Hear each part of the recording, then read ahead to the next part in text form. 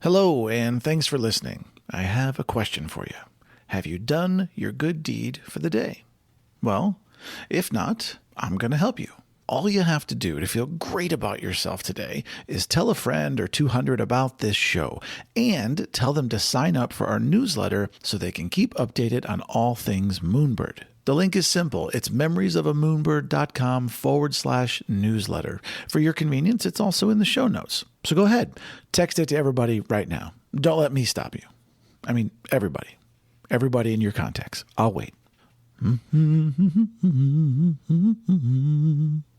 This might take a while, huh? All right. Hit pause and come back when you're done. memoriesofAmoonbird.com/newsletter. Welcome to the Memories of a Moonbird podcast, exploring life one story at a time.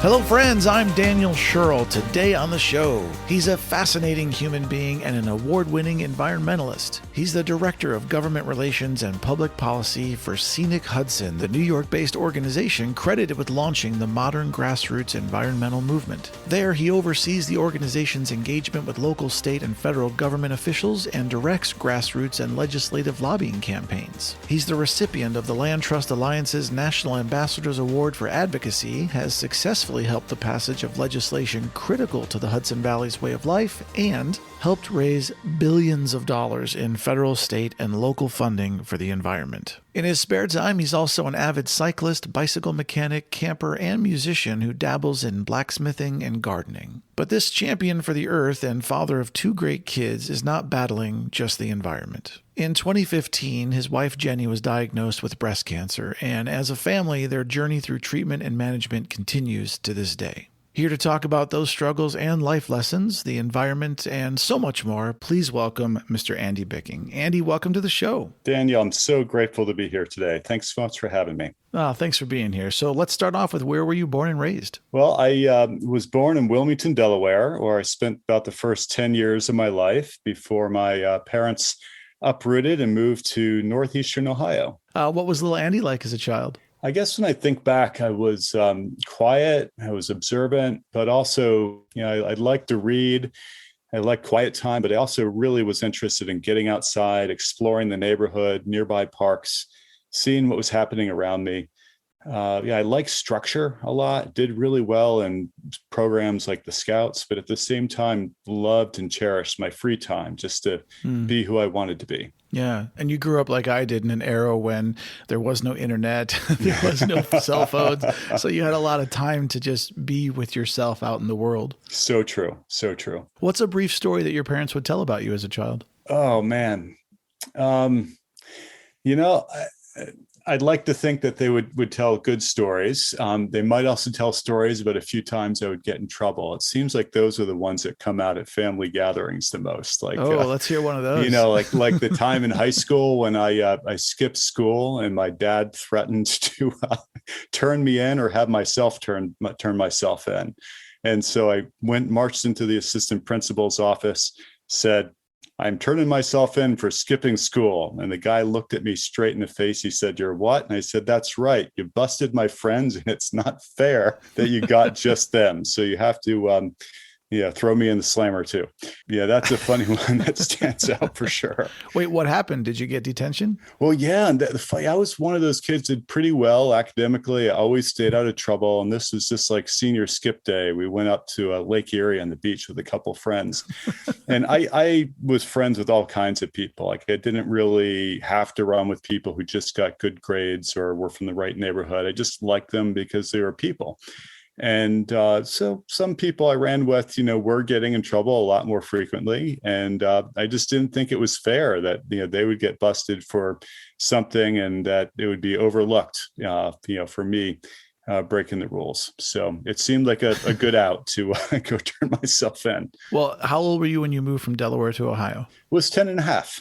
So what did you want to be when you were a kid growing up in Delaware? Well, Delaware, when I was a young boy, I had a poster on my wall. It was like from the 1960s or something. It was some of the early space exploration, the satellites, the rocket ships. And I just really, really wanted to be an astronaut. I think that would have been the coolest job ever. But I also, loved history, and, this idea of like being an archaeologist and digging up treasures would have been really cool. My grandparents traveled all over the world, so they were always coming back with these stories about places they had been. And that seemed to be like a fun career. And then the other big one was a park ranger. I think it was just attracted to Smokey Bear, and those big hats just seemed like it would have been a pretty cool job to have. Well, tell me, what's something about you that's still distinctly Ohio or Delaware that you carry with you today? I guess spending my teenage years in Ohio in a relatively conservative town, but having a relatively liberal family, I really learned the value of just tolerance and trying to look past political differences and really uphold community. And at the same time, hold a strong line about the things that were important to me, that everyone should be treated fairly and equally.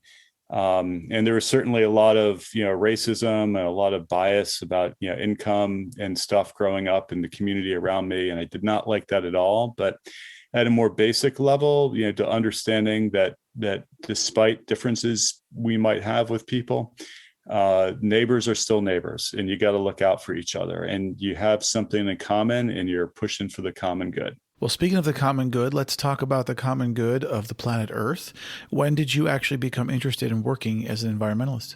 Well, yeah, it's always was interested in the environment from the age of being very, very young. And my dad was involved in parks and recreation management for government for most of his career. Wait, which character in Parks and Rec would he be? Oh, yeah, not Ron Swanson, kind of the antithesis of Ron Swanson. But we spent a lot of time going out to parks. I spent a lot of time camping with my parents as a kid and really valued that time outdoors. But I never really conceived of being able to work on behalf of the environment. The notion of not-for-profits just never occurred to me growing up.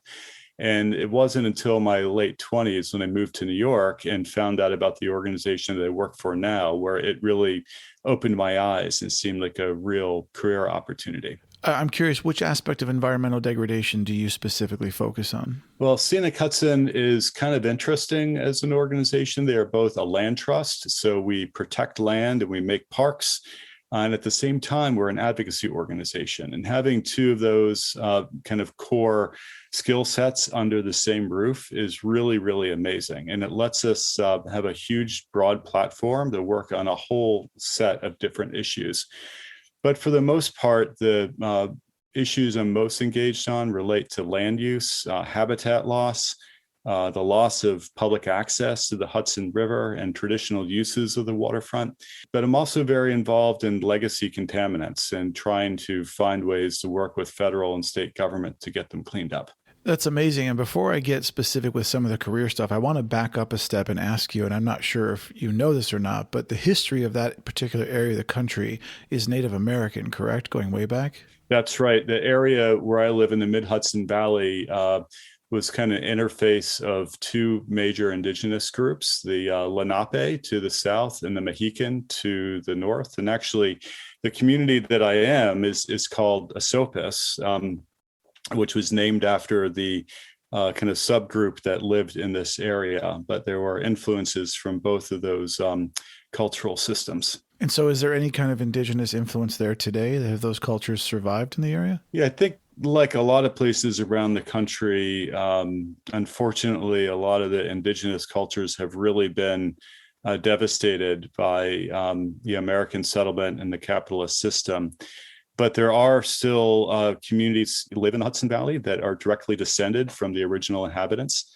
And that's really exciting. And, one recent example of that, through the pandemic, my wife and I have actually been taking lessons in the Lenape language that's being offered through a local historic site in coordination with the Lenape Munsee group, which is based up in Canada right now, but still has a lot of deep ties and connections to the Hudson Valley. That's fantastic.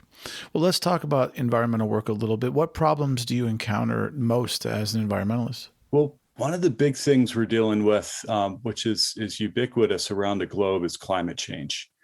And the climate is changing. It is going to continue to change. It is, I don't want to be a pessimist, but it's probably impossible to go back to the way things were. Yeah, you often hear that we're going to have to just create a new normal. Yeah, we have to create a new normal. We have to find ways to adapt. And working on climate issues is some of the most exciting stuff because the science is really cutting edge. Whether that's figuring out how to help communities prepare for sea level rise and flooding. The Hudson River is tidally influenced. We have a 4-foot tide just about a mile away from my house. So a lot of these local places have to figure out what to do. So soon you're going to have beachfront property. Yeah, that'd be nice. Not quite, but almost.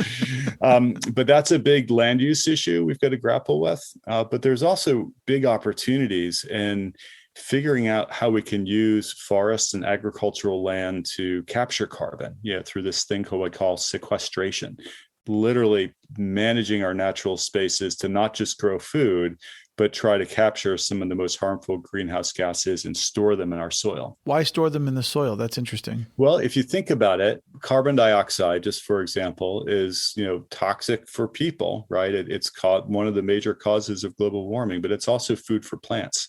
And that gets fixated in the roots and kind of stored in the soil in conjunction with an interesting relationship between the plant roots and various funguses that grow underground. Wow. And you can actually draw a lot of carbon dioxide out of the atmosphere and store it there, as well as nitrogen dioxide and other compounds as well. Wow, that's fantastic. I had no idea.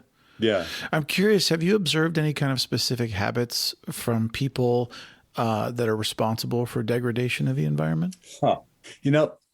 I think at its core, there is a selfishness and a short-sightedness that happens. And people who willfully destroy the environment aren't always thinking about how they relate to other people and other species.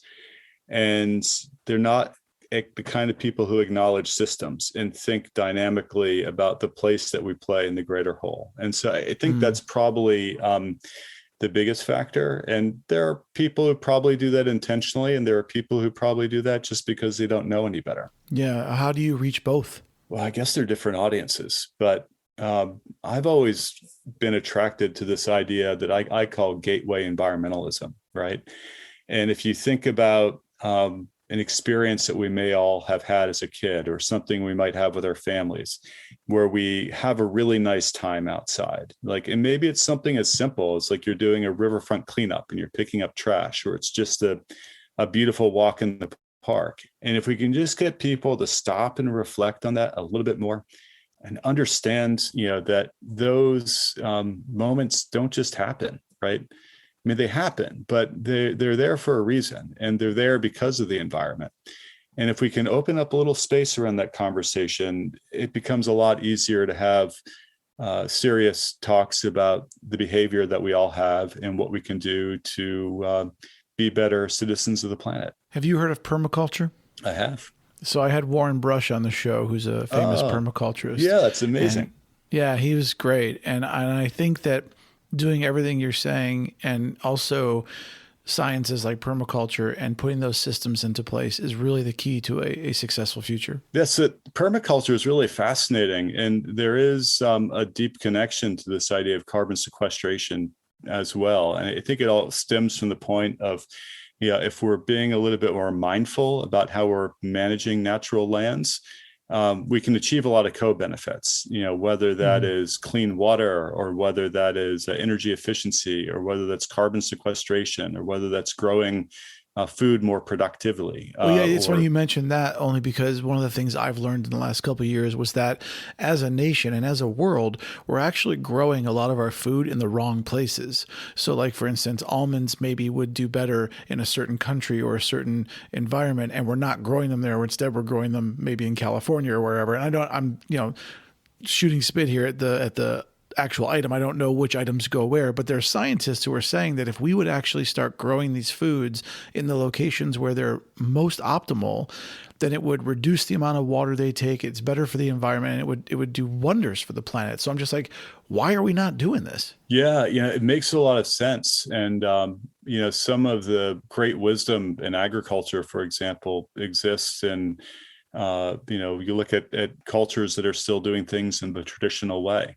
And they did that for a reason, right? And we can still learn a lot about through modern technology, but starting from the place of seeing what has worked for thousands of years before us is not a bad place to start at all. History is a great educator. Yes. Well, how do you and Scenic Hudson spread awareness amongst people? Well, I'm very lucky to work with a lot of super smart and talented and caring people. And we communicate to a lot of different audiences. I think first and foremost, the people who live, work, and play in the Hudson Valley are the people who we aim to serve. And we engage them in school programs. We engage them in kind of community outreach. We engage them through our advocacy. But at its core, I think it's about meeting people where they are and trying to find common ground, and starting from the place of what's the intersection between environmental goals and community goals. And if we can find that sweet spot, you get really sustainable outcomes. And add in a little intersection with the economic benefits as well, and it becomes even more popular. So I mean, money talks, obviously. So so I'm a firm believer in trying to compromise, not on our principles, but maybe on the ideas that we have, and not make any assumptions going into a situation, and really trying to find that common ground with people. Well, one of the things I wanted to ask you specifically to that note is, have you noticed in your time doing this a positive response since you were a kid till today? Do you think that environmental awareness and the people in general, has it gotten better in your opinion? I think it's gotten better and worse at the same time, to be completely honest. Explain. Think about a global issue. Like when we were kids, you heard about the ozone hole. Right. And a bunch of nations got together, they met with industry, they came up with a voluntary program, and the ozone hole started to shrink. And that was really amazing. We dealt proactively with the problem. With climate change, we haven't been able to pull that off yet. At the same time, we've had huge success in creating new programs, whether they're regulatory or voluntary, to clean up pollution. But we've also created new kinds of pollution. Look at the prevalence of plastic and how much of our containers have shifted towards away from glass and cardboard when we were kids, and are now lightweight plastics. Those break down and they become toxins in the environment, and we don't have a way of addressing them yet. Do you think we will? I'm optimistic that we will.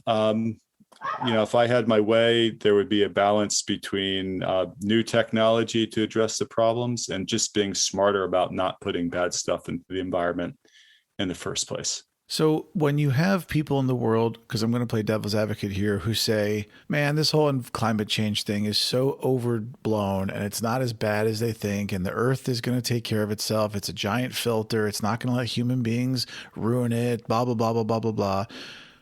What do you say to those people? Well, I say, look at the data, look at the science. And most scientists agree that we have a problem, and that the trend line shows that the climate is changing. And if you look around the world to places where it's changed more quickly than others, you begin to see major impacts of that, whether it's loss of cropland, whether it's drought, whether it's more severe and more frequent storms or flooding, heat waves, you name it. And those are real effects. And I think at its core, people respond to what they see and what they experience. So even if they don't want to engage the science, even if they have an issue with the political rhetoric around the climate, if you just stop and really think about what's changed in our lifetimes, you will see change in the world. And if we can start focusing on those issues and those impacts, we'll deal with climate change as well as other issues our communities are facing. I'm curious, when we're kids and we're doing something, we're misbehaving as children, and a parent comes in and says, listen, if you don't knock it off, you're going to be grounded. and then you continue to misbehave and your toy gets taken away or whatever it is, and you get grounded, you get punished, right?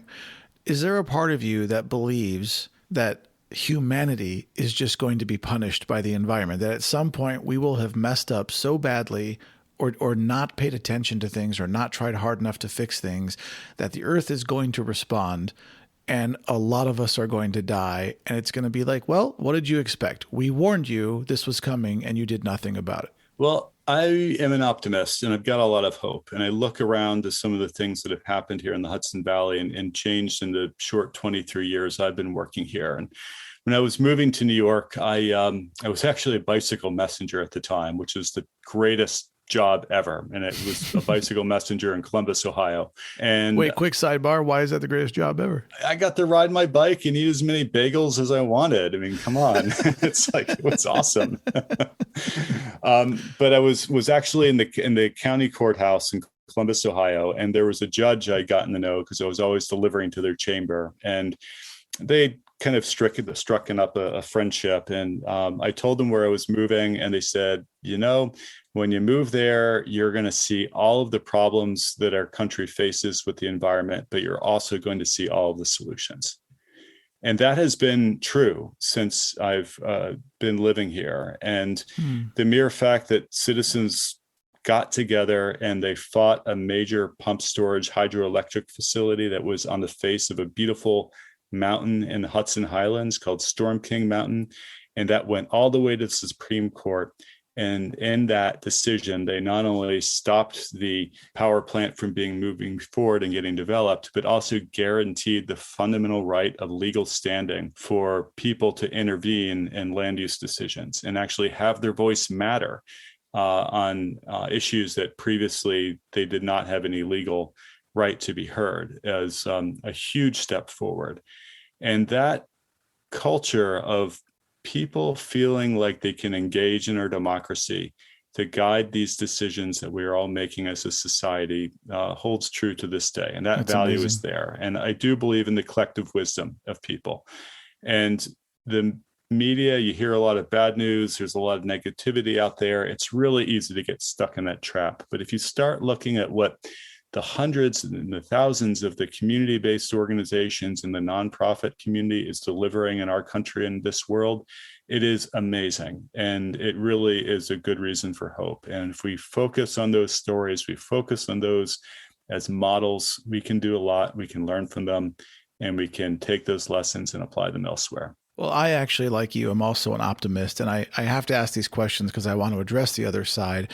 But I am not only 100% in agreement with you, but I wanted to add, I've also seen a lot of these people today, who, like friends of mine who have young kids, and these kids are growing up in a world so aware of the earth and of politics and of their role in the giant machinery of awe, and I think it's really inspiring that they do seem to really care, and they want freedom of gender and they want freedom of expression and they just want people to love each other. And it's really a beautiful thing to see how the youth is so empowered. It is so true. And I mean, no matter what one may think, you look at the power of the Black Lives Matter movement, you look at the power of the movement about gender equality, you look at the power of the Me Too movement, and at its core, these are people standing up and they're saying, I matter, the people around me matter, you need to listen to us, you need to treat us fairly.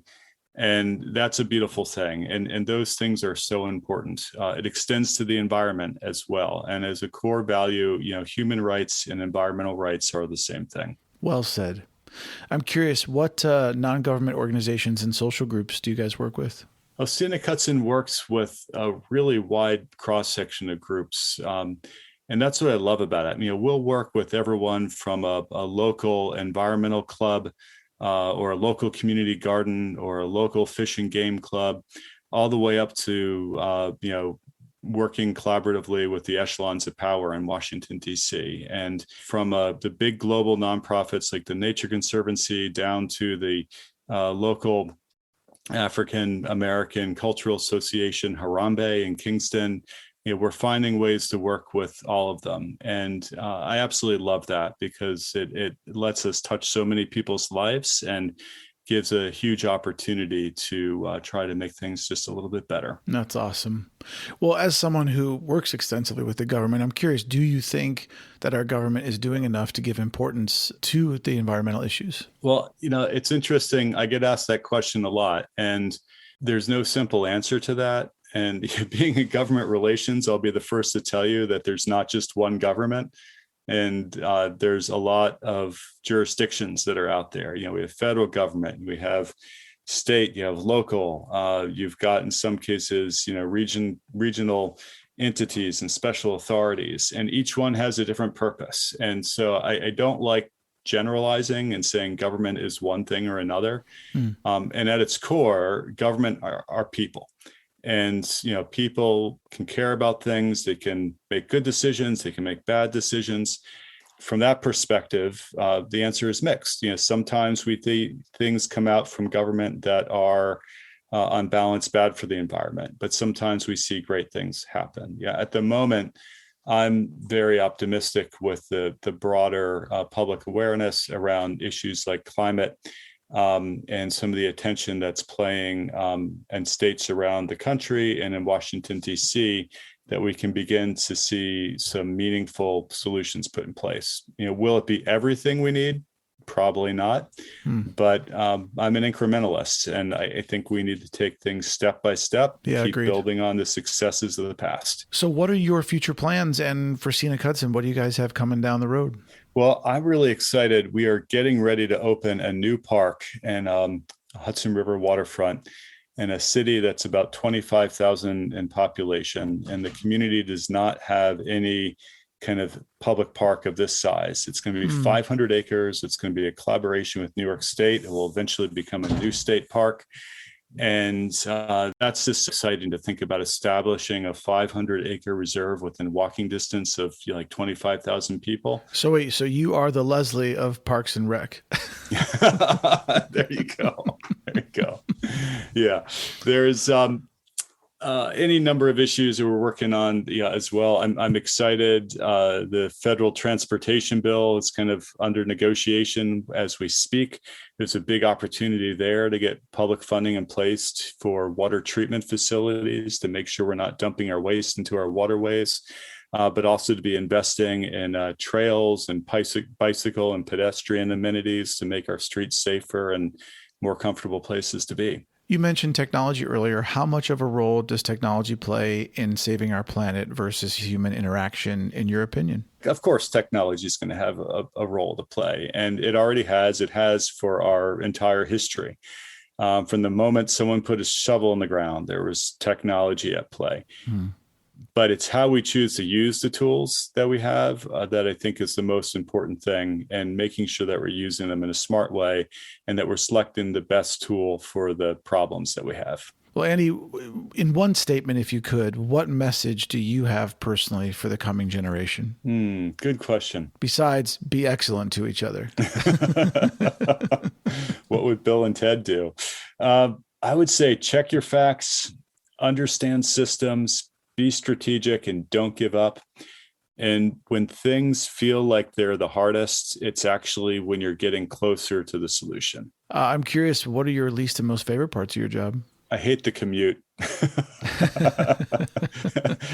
that 30 to 45 minute car ride is just no fun. It's like I'd rather be home or just getting things done. The thing I love about my job the most is even on a hard day, like I can drive home after a hard day from work and I'll pass a park or a conserved landscape or something as simple as a culvert under the road that lets endangered species kind of cross underneath of it safely. And I can look at it and I can say, yeah, I was part of that. And whatever caused my really bad day today, this was still worth it. And working at a regional level, I do get to see the results of the work I do and of my colleagues on a daily basis. And I'm constantly reminded of it. And I see people out enjoying those very same places. And so I draw a huge amount of inspiration from that. That's really cool. I'm curious, have you ever considered quitting? And if yes, what kept you going? I've never considered quitting. That's great. I've had good days. I've had bad days. I've had good months and bad months. But I think what keeps me going is just this idea that if we stop and we give up, then the forces that are out there that are harmful to the world are going to win. Yeah, that's that famous quote, the only thing necessary for the triumph of evil is for good men to do nothing, which I'm going to adapt and say the only thing necessary for the triumph of evil is for good people to do nothing. That's exactly right. That's the long and the short of it. I love that quote. That's perfect. Andy, what's something about your career that most people don't know that you wish they did? As a lobbyist, the thing that is most hard to explain to other people, like a lot of people have this image in their mind of a lobbyist, and they see it on TV or, kind of make believe shows. But yeah, at its core, it's about relationships and it's about finding common grounds. And despite all the things you may hear on the news, at its core, we live in a society that values democratic participation. And if you show up and you've got your facts straight and you present kind of a reasonable argument, in my experience, most elected officials are excited and interested to engage in those kinds of discussions. It doesn't mean that they always agree, nor should they be expected to always agree. And, while we hope they do, on balance, at the end of the day, I've seen the sum of all of those conversations amount in some really good, well-balanced decisions that are made. So, I want to let everyone know that from someone who spends a lot of time kind of on the inside, observing and advocating with government, yes, there is dysfunction. You hear about all this, but there's also an awful lot of good people, more good people than bad, who care deeply about their work and are making things happen every day so you can continue to do the things that you love doing. That's actually really wonderful to hear, especially after the last 4 years and the storming of the Capitol and everything we've endured as a country. It's really nice to hear you say that. Yeah, I'm a big believer in civic society, and we need to participate in that system. And it's a fragile system, believe me. And I think we've seen how fragile it can be over the past year in particular. But if we show up, we put ourselves out there in a genuine way, we participate, we pay attention to meetings, that will make things better. What is the most valuable insight that you think you've learned from your career so far? The most valuable thing I've learned is just to not make assumptions about other people and to really try to start from a place of collaboration with them and start from a place of trying to understand their point of view. And, I found if you can do that, you can get pretty far with people. And, it's in the advocacy community, there's a lot of people, particularly young people. And I was like this to some extent. You come in, you've got an idea in your head, you've got a mission, you feel like you need to do something, you feel a strong sense of urgency. And all of that represents a lot of power and energy, but you've got to apply it in the right direction. And you don't want to burn out. So kind of funneling that into productive relationships that you can create over the long term with people can really be a great key to getting things done. Have you ever felt like you have this whole thing figured out, life, career, family? Why would I want to figure that out? No, I'm serious. The purpose is not to figure it out. The purpose is to explore it and experience it. And are there things we learn along the way, but we're always presented with new things that happen in our life. There is no perfect in this life we get to live. I'm very curious, if you weren't an environmentalist, what would you be? I think I would be a hermit or a bicycle mechanic. Or both? Or a donut taster. Ooh. Couldn't you do all this at the same time? A guy who lives by himself in a cave, works on bikes, and eats donuts? No, in all seriousness, I think I've done this as a volunteer and I absolutely love it. But I would love to open up a community bicycle workshop and just make bicycles available to people who need them, teach them how to fix them, how to maintain them, teach them how to ride on them safely and enjoy them. I just think they're a wonderful piece of technology that can open up a realm of experiences to people. It can help you get places faster and see the world in a different way. And I get a lot of joy out of them. I get a lot of joy out of sharing them with other people. And I think if I could do anything, I would do more of that. And I think that you should make that your retirement dream. Excellent. I'm working on it. Well, Andy, in 2015, your wife was diagnosed with stage 1 invasive ductal carcinoma. And for other people out there who may be dealing with breast cancer and other forms of cancer or their own struggles with other diseases, we're going to talk about your experience. And before we do, though, I wanted to thank you and Jenny and your kids for their bravery and for being willing to share your story and talk about this publicly, because it's a big deal. The first question I'd like to ask you is, what happened when you first got the news? Well, my wife was diagnosed after her first mammogram when she turned 40. And she had it. We went on vacation, and we just had this sense that there was not going to be great news. It was just like the sixth sense that we had for some reason.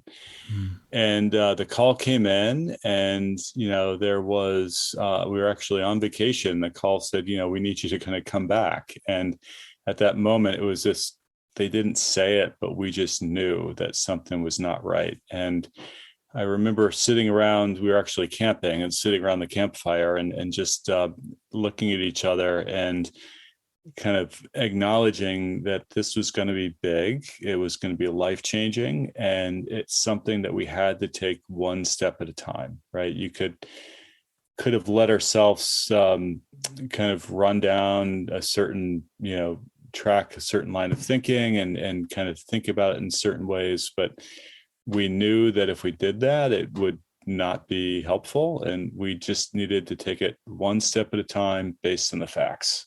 And it's been a little over 5 years now. What's the journey been like so far? Man, it has just been a roller coaster. There are good days and there are bad days. The first 9 months or so were really intense. There were 3 surgeries.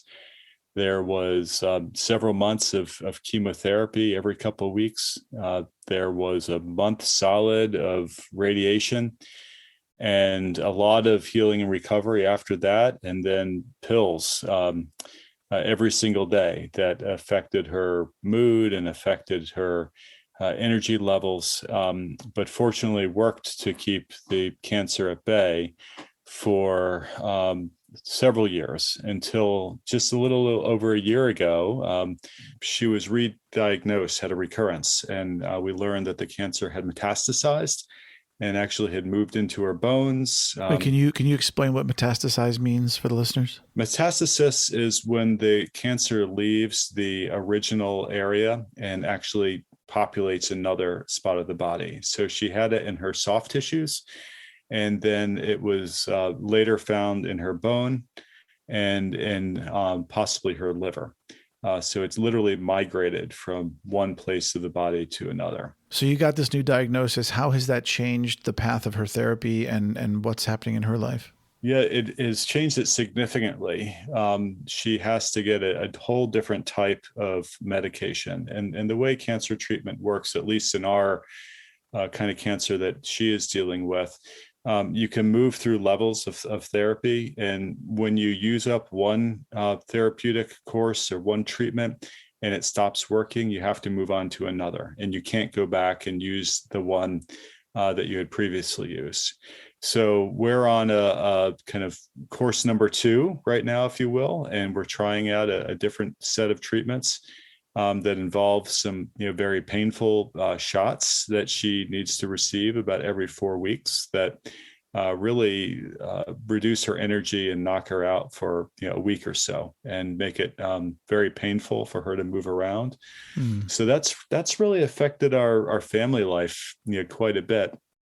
From the time when she was post-surgery chemotherapy and radiation treatment and just on medication that was affecting her energy, but she was still kind of the same mom, the same wife over the course of every day, to now where we've got a lot of ups and downs, kind of following the monthly treatment schedule where she'll feel really bad for a week or week and a half, then start to get better for another week and a half. And then the fatigue sets in. We kind of deal with that for a week and then slowly getting back to normal before we go in for the shots again. Are there an infinite number of treatment paths you can take, or are they finite? Well, at some point down the road, will you guys not have an option? Yeah, and that happens to a lot of people in cancer treatment. At some point, just are no more therapies or no more treatments that they can take, and that's a sad day. So yeah, the strategy is to try to kind of spread out the effectiveness of any one treatment.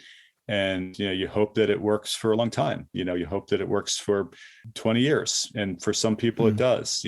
For some people it works only for a matter of months. And that's a feeling that we deal with, and I think I deal with and my kids deal with a lot, is this sense of like, when's the other shoe going to drop? Like, it dropped once, like we got this diagnosis and things got a little better, and then another shoe dropped and things got worse again, and now we're kind of in another holding pattern. And we're all painfully aware that at some point things are going to change again. It is a treatable but not a curable disease. Being an optimist, are you hopeful that at some point down the road they will find a cure?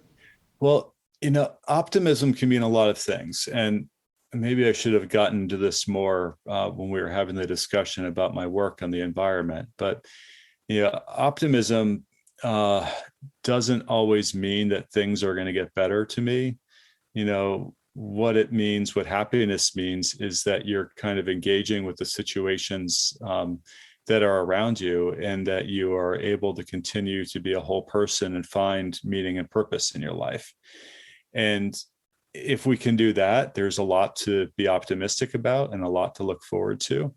So in that respect, like, I am an optimist. Like, I'm an optimist that our relationships will deepen. I'm an optimist that this experience will continue to connect us to the cancer community, which has some amazing people in it. But at its core, she has a specific kind of cancer that cannot be cured. And that's something that needs to be accepted. Kind of ignoring that fact is not a healthy or a happy position to find oneself in. Now, as a family, you've had to have discussions with your children that most parents never do. And I'm just curious, how has that affected them as children? How has it affected you as a parent? And is there anything you've gleaned from that that you would like to express to the community at large? Yeah, it is so hard. And every parent out there, or anyone who's just been a kid and had a parent, knows that family relations are at times not easy, right? But especially when you think about, I tend to think about this experience like in a human development model. And, in a normal life, you wouldn't really have to confront mortality of a parent or someone or a spouse until a certain point, till a certain age. And, unfortunately, my kids got dealt with this when they were 9 and 13, right? And developmentally, they just didn't have the tools that most adults have to be able to deal with this. And that is a really hard situation to parent through, like, not just explaining what's happening, like everyone gets the facts, but to give a 9-year-old or a 13-year-old the perspective and the emotional toolkit they need to navigate something like this is just a constant challenge. But at its core, what I've really learned is just the value of openness and honest communication, and that hiding things is not in anyone's interest. And just trying to take these issues that we experience head on, and trying to be compassionate and friendly with each other and loving towards each other is the important goal. And also where we can continue to find a lot of meaning. Well, and you hope that, having been exposed to such things so young, that it will actually turn around and be a positive thing, that as they grow into adults, well, they are young adults now, but as they grow into very much adulthood, have relationships of their own, and they go out in the world, that they take with them this perspective of the value of every day and time and love and what is actually really important in the world, and that they themselves become the progenitors of that kind of thought process for the world and bring that awareness to the world. Yeah, I would certainly hope so. And wouldn't that be an amazing thing after several generations if humanity could find a way to, share some of these lessons with itself, more ubiquitously? Yeah. That would be an amazing thing. Do you live with the knowledge that your wife could die at any time, or is she going to be okay as long as she continues treatment? Well, yeah, I do live with that. I mean, the question is a little bit hyperbolic, right? Anytime is like, yeah, no, not anytime. Like we would Well, have, I mean, and you could bite it in the car on the way to yeah, work yeah, tomorrow. Yeah, I exactly, get it. But exactly. But yeah, at some point we do know that this is what's going to get her, and statistically, it will probably get her before my time comes or my kids' time comes. You never know. But that's a hard thing to live with, and kind of one of the first lessons I learned in this is just really getting comfortable with our own mortality. Like, I was in my mid 40s and feeling great, and she had just turned 40 when this happened, and we didn't have any health issues at all. And then all of a sudden, you're confronted with, kind of a mortal illness. It's pretty heavy, and just getting kind of comfortable living with that is been a lesson. And people always joke about it. You could walk out in the street and a piano could fall on your head. That could happen to anyone. It's unlikely to happen, but it could. The experience of being a caregiver for someone with cancer has just kind of reminded me about the frailty of life, and that each of us every single day are really walking on a really narrow edge, and we have so much to be grateful for. Well, your positivity during all this is really inspiring and really incredible. I also wanted to just take a moment to say, as someone who, watched my father die of cancer, that the people that go through the disease certainly have, without question, the hardest part of this journey, of course.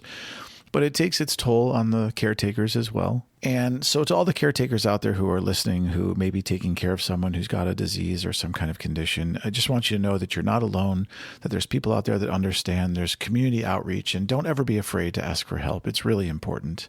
And yeah, I know that your community has really reached out and helped you guys through this whole process.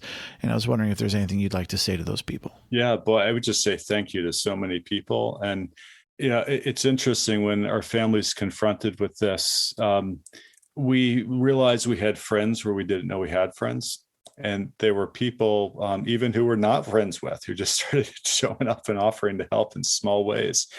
And that is just such a nice thing, to know that there are people out there who care and are watching and doing things to support us. And the single biggest thing that I just find, like in our home economy, is because of the division of labor between my wife and I, it has been really helpful, like during the toughest days of her treatment, to have a friend deliver a meal, just to have a home cooked dinner is such a huge relief, because it lets me be able to focus on caring for her and supporting my kids in the way that they need to be supported, and keeping the home moving forward, as well as just giving a little bit of time for myself to process the experience and try to get in a good emotional space and not be ruled by the stress that it brings. How has the whole cancer affected your marriage? Are you guys closer now? And is it easier for you guys to just let the small stuff go? Yeah, I think so. It's like, it sounds kind of cliche, but it's true. Like, suddenly there's bigger issues that we have to tend to on a daily basis. And like in any relationship, you bring your own baggage to it, right? And it kind of puts a spotlight on that in a really ridiculous way when you're kind of having an argument about something, and then you cool off a little bit. And you're like, man, not only was that a stupid argument, but it was like doubly stupid because my wife has cancer. God, I'm a dork. Yeah. So you do get that perspective, and it is under a microscope, and you're kind of forced to look at it if you want to move forward and enjoy your life. So yeah, in a weird way, that's even been a blessing. Is there any last thing you'd like to say to people about this subject? I think there is, and this is a pet peeve. And one of the things often when I tell people my wife has cancer is they immediately kind of go into this position of like shock and remorse and like, oh, I'm so sorry. And like, I get that. Like, I understand how that's someone's first reaction to hearing about bad news in someone else's life. My own experience, what people need most who are suffering is not that kind of response, but they need a different kind of question to come back, which is really simple, which is like, oh, is there anything you'd like to share with me about that experience? Or what kind of things do you find helpful on your bad days? And, if I just would like to put that out in the world, that there are some simple things we can do and how we react to other people when we hear how they're suffering that may actually help them and support them and make their lives a little easier. And really focusing on their needs, the needs of the patients, the people who are suffering, is perhaps the best thing we can do, rather than focusing on our own reaction. And if I can piggyback on that, something I'd like to add is people that are going through any kind of difficult thing, whether it's the death of a loved one or a disease or anything like that, sometimes they don't know what they need.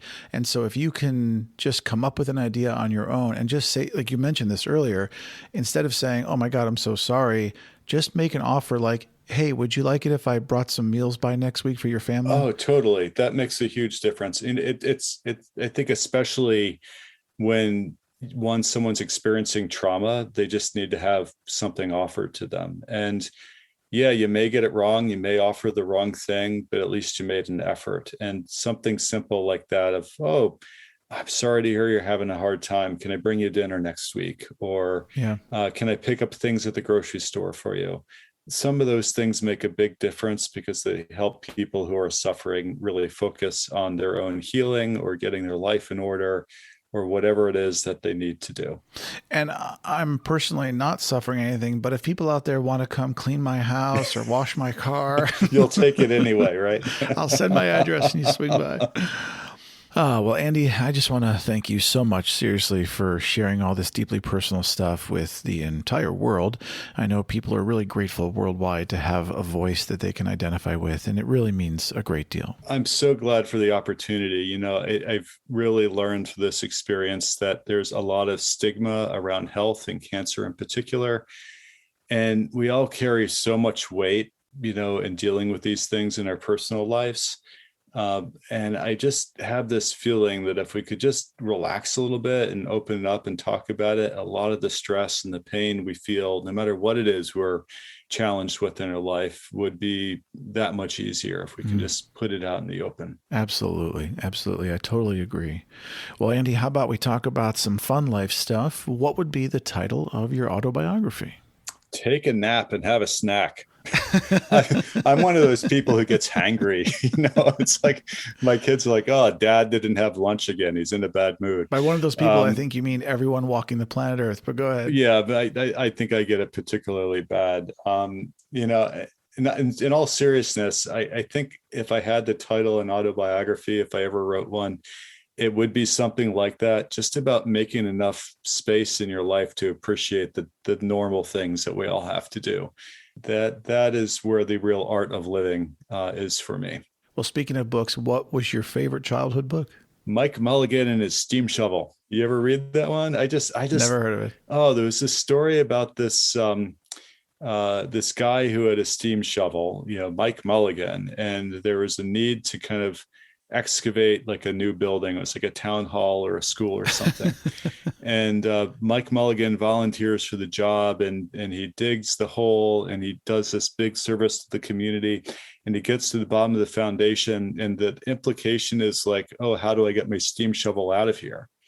And so they end up building the building around the steam shovel, and it becomes the furnace for the building. And so then Mike Mulligan becomes like the furnace guy, the janitor guy who's sitting in the basement. This is back in the 30s, like shoveling coal into the steam shovel to keep the building warm. And I just love that, like that idea that you can do something well, but you may still find yourself from circumstances where you need to pivot, and you can just get creative about looking at what you have and make something good of it and move on to the next thing. Yeah, when fate shuts a door, come in through the window. Yeah, there you go. Also, can we just acknowledge that Mike Mulligan is a great name for a dude who like you want to hang out with and go to a bar with? Hey, Mike. That's right. Mike Mulligan, let's go to the bar.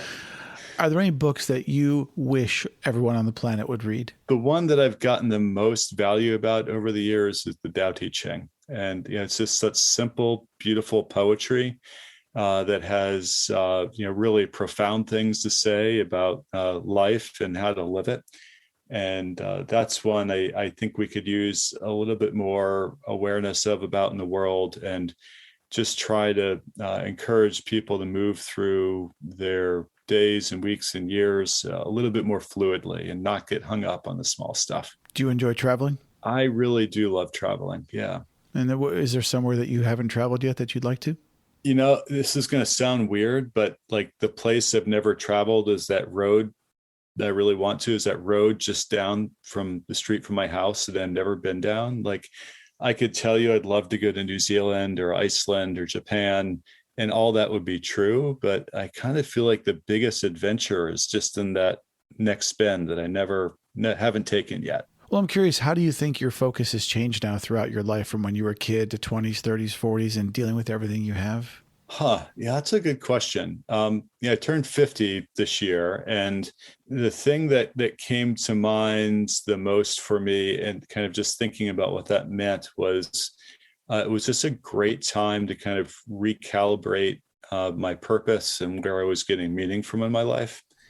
And so far, I'm loving my 50th year. Like, I think just asking myself that question made it so much easier to let go of things that I've experienced as stressful or maybe was concerned about in my 40s. And that feels like a big step. Like, I still have to pay the mortgage. I still have to pay the bills. I still have to do all that. But just having a sense of like, yeah, it's going to be okay. I'll take care of it. And not letting myself get worked up around those things. It's been a big shift for me. But, earlier, in my 20s and 30s, I really was driven by a strong desire to kind of accomplish things and make things happen. And I still have that, but I feel like more and more my emphasis is not just in doing things myself, but also trying to find a way to empower other people to realize their own dreams. What do you do with your off hours? What are your hobbies? We already talked about being a bike shop owner. Yeah, my family teases me about collecting hobbies. But there are a few things that have always kind of been interesting to me. I love camping. I love hiking. I love spending time outdoors. I'm interested in blacksmithing. I have a forge in my barn and love banging on metal. I don't get time to do it nearly as much as I would love to, but it is something that I really enjoy. And just that process of shaping metal and kind of trying to solve problems in 3 dimensions is really fascinating to me. And I also happen to know, because we've known each other for a while, that you are a child of the 70s, 80s Dungeons and Dragons and Lego fan. There you go. And actually, when the pandemic hit, my kids who were 14 and 18, we went up to the attic, we busted out the Legos, and they sat on a folding table in the living room for about 3 months. And we just built the most epic city together. It was so fun. It was like a little bit every night, a few bricks here and there. That's cool. But yeah, those childhood pastimes are fun to revisit from time to time. Well, Andy, it's 8:00 at night. You have the house to yourself and you're going to put some music on and dance like no one's watching. What song would you put on? What's your jam? Oh, man.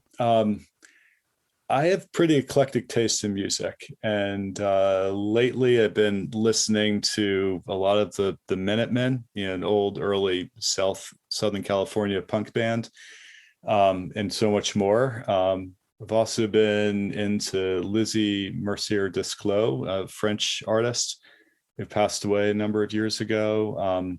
And there's this really great African band I love called Bantu Continua Uhuru Consciousness. I think I got that right. BCUC, that just has the best grooves. I also play bass, and just absolutely love the lines that this bass player lays down. They're totally inspiring and get me moving. Andy, if you could sit down for 4 hours in an old-timey pub with one person from all of human history, alive or dead, excluding your own family members or any religious prophets, who would you sit down with? What would you drink? And what's the first question you'd ask them? Oh, boy, that is a good question. You can thank Jolene for that one. Yeah. Who would I want to sit down with? I think I would want to sit down with Robert Baden-Powell, who's the founding of the scouting movement, Boy Scouts, Girl Scouts. And I, as a kid, I was an Eagle Scout, and as an adult, I've gotten my kids involved in an organization called the Baden-Powell Service Association, which is an inclusive co-ed back to basics outdoor scouting program, Cool. really making an effort to be inclusive and equitable to people of all walks of life. And Baden-Powell was historically a complicated figure. He was a military guy. He killed people. He was a racist. He was a misogynist, very much of his era, being like a kind of white English guy, a colonist. And yet at the same time, he at the core was also a multiculturalist. He was someone who believed in the power of youth. He was someone who had progressive ideas for how we could all be making the world a better place. And I just find him to be such a complicated figure historically, and someone who's also, had a big bearing on my childhood. I learned about his life as an adult, that I would love to just sit down and talk with him, get in arguments, dream of things we could do together. Well, okay. So let's go back to the bar for a minute. Yeah. What would you drink, and what's the first question you'd ask him? Well, I think I would want to meet on a sunny early afternoon, and I'd want a black tea, like on a foggy, like English countryside or something like that. It feels like it would fit. And, what would I ask him? I think I would ask him the question, like, honestly, jump forward over 100 years, Sir Robert Baden-Powell. And, what do you think about transgender kids joining Scouts? What do you think about, basically all of the kind of changes and progressive changes in society we've seen, and really just try to engage him around the issue of what is human development and what is service, and try to get to the bottom of like how he would relate his early 1900 values, which were liberal at the time, and how they might translate to today's world. I would just find that to be a fascinating discussion. I agree. And it's also fascinating to think about if back then he was considered a liberal, and then today he would not be considered a liberal, then today, if you and I are considered liberals, are we not? What's the world going to be like in 500 years? It's crazy to think about. I get in fights with some of my progressive-minded friends sometimes around this, because they think they got it, like they got it nailed. I'm like, no, you really don't. Like, give it another 50 years, and your grandkids are going to be rolling their eyes at you about things you can't even comprehend yet. And that's human nature, and that's the beauty of seeing how society changes. And it's the real remarkable individuals who can find time to age and not let their ideas calcify, but stay flexible at the times. Andy, if you could travel in time, where would you go and why? I would love to go back kind of pre-European contact with North America. And I would love, as an environmentalist, I would just love to see what the landscape looked like.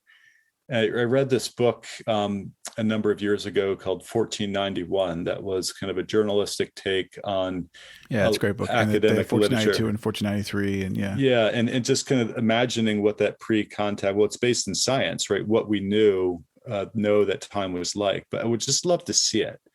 Like, take Manhattan Island, New York City, and that place has been altered so much by development. What was it like? I mean, there were oyster reefs in New York Harbor, billions and billions of oysters that, provided food that people subsisted on. Just and you're talking about 1491, the book by Charles Mann? That's right. So just to be able to experience what the landscape was like, how the people interacted with the landscape. And I guess for that matter, I would just love to see really any pre-industrial corner of the world, and how it was, and how people lived in it. What's your guilty TV pleasure? Boy, right now it's American Gods, which I just have to see, by Neil Gaiman. I read the book when it came out. I just love his work, and have since he wrote the Sandman series. I think it's brilliant. Like, everything is just so brilliant and so fun to explore. What quality do you most admire in human beings? I think the single biggest thing that makes humanity have such great potential, but also makes us the greatest risk to ourselves, which I admire on both fronts, is our ability to adapt. And adaptability is the ability to apply ourselves to different situations and environments is an amazing trait that, maybe other species have it and I just can't see it, but it seems to be really something that, sets the human race apart. Are you afraid of dying? No, I mean, we all have our time and that's going to come. Are there things I'd like to do before that time comes? Yeah, absolutely. Am I looking forward to the potential of having a painful death? No, no one likes that. But it's something I remember from an early age, like lying in bed at night thinking just, this is going to happen sometime, and just feeling okay with that. And you never know until you're there, I guess. But what would be your biggest disappointment if you died tomorrow? I think just maybe there's people out there that I would like to have one last conversation with, or just really be present with. It's like we move through life and things get so busy, right? And sometimes we all get in our little tracks and we forget that there's other people standing in front of us. And, in every day and every interaction, sometimes those moments pass us by. And I think I would probably on my deathbed look back and say like, oh, that person I saw in the checkout line 15 minutes ago, I wish I gave him a smile. So it's a good reminder to really try to live each moment for itself and just be present with people and not get caught up with where we want to be. What do you hope people say about you at your funeral? I would hope people would say nice things to me about me. I'd hope they'd say that I had a positive impact in the world. And I hope they would say that I inspired them in some way. I remember being a kid in Sunday school years ago and reading one of these like cheap little pamphlets that your Sunday school teacher hands you when they need all the kids to sit tight and not make noise. And it had some like parable in it about somebody who they went to heaven because they did good things in the world and didn't know about it.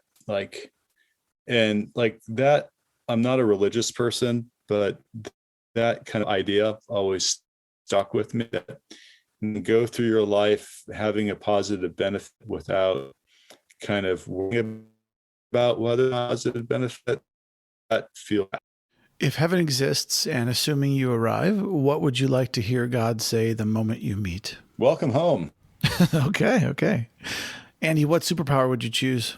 I love this question. And my answer is that I wish that I could maintain homeostasis in any environment. Yeah, that's cool. Yeah. Like I would love to be able to walk out in like my briefs in a snowstorm and go cross country skiing and just be like, I'm fine, and I would love it to be like, I'd love to be on a safari in the rainforest and have it be 110 degrees and humid out and just be like, I'm fine.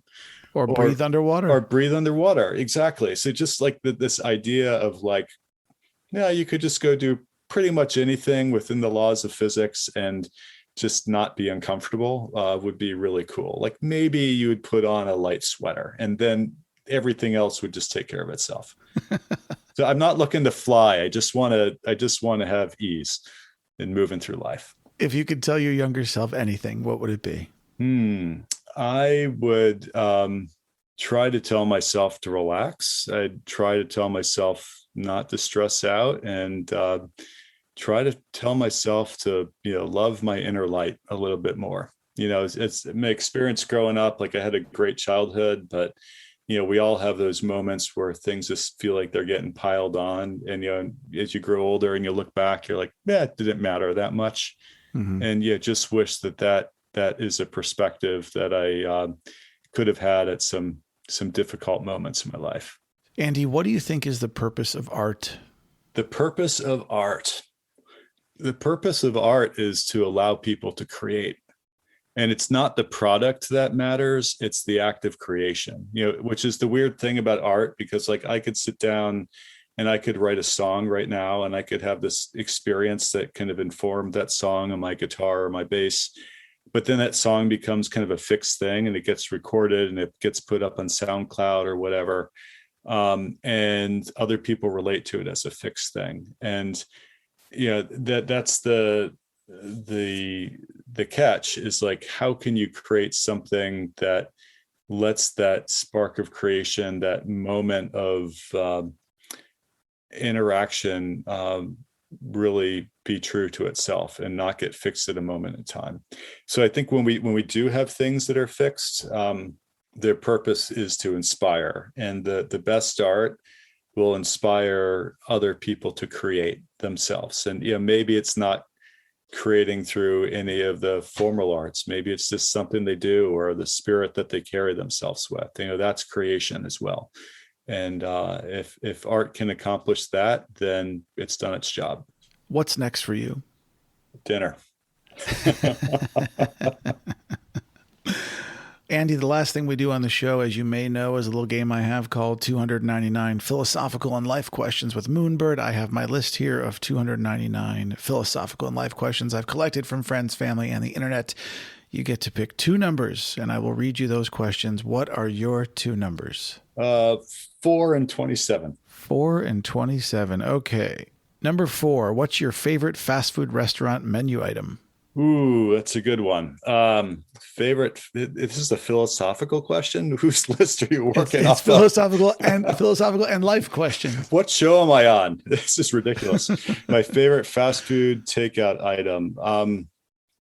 I think that's going to be a scoop of chocolate almond ice cream from Boyce's Dairy Bar, downtown Kingston, New York. I am not going to accept that answer. I think you have to choose from the general category of fast food, which is like McDonald's, Taco Bell, Fat Burger, all the, bad food fast foods. Good. Falafel sandwich. From where? From Abba's Falafel in Rhinebeck, New York. Is that fast food? Yeah. It's fast as it gets for falafel.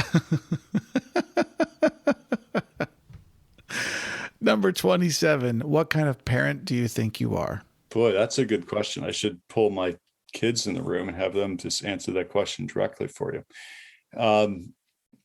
What kind of parent do I think I am? Well, I think I'm fair. I think I have high expectations for principals and the way that they conduct their lives, but also feel that I'm flexible and letting them make their own choices and be the people who they want to be. I'd like to think that my kids think that I'm supportive and engaged, but also, kind of also respect their privacy and let them explore all the things that life offers them. 50 years from now, when you're gone and your children are a little older than you, and they listen back to this episode, probably in some weird virtual reality environment, what would you like to say to them in the future? Just say, be kind to yourself, work hard, engage in life seriously, but don't take it too seriously. If I haven't told them everything else they need to know by then I'm not a good parent.